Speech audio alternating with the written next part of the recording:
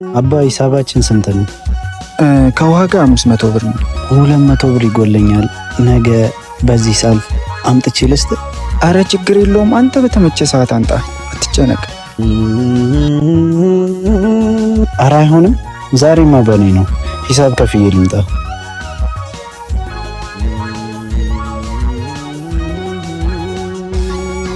አባ ሂሳባችን ስንት ነው?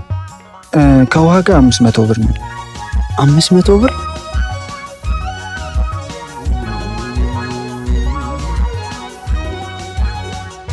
አባ 200 ብር ይጎለኛል።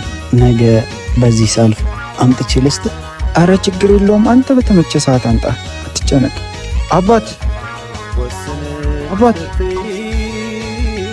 ለ200 ብር ብለህ ነው እዚህ ድረስ ተከትለኝ የመጣው? 200 ብር የለሽም? የደሃ ልጅ። ኧረ አይደለም ወንድሜ፣ ስልክህን እኮ ረስተክ ነው። ግን እኮ